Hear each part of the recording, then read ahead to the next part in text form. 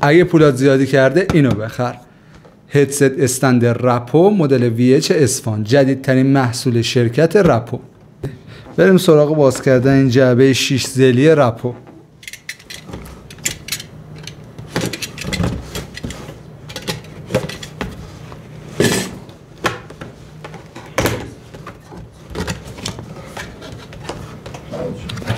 یه کارت توشه، البته ناگفته نباشد این برای شرکت رپو نیست. شرکت پانا نماینده انحصاری رپو تو ایران این کالا رو تولید میکنه.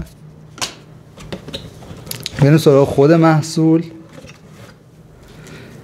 یه دونه ابر اینجا داره، یه ابرم اینجا داره.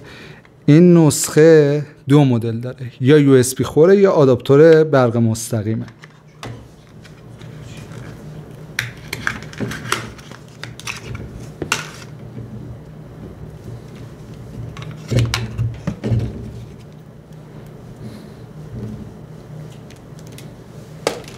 خب بریم واسه تستش. یه کابل برق گیومتری داره که البته فکر نکنم به برق من برسه، باید بذارمش اون زیر.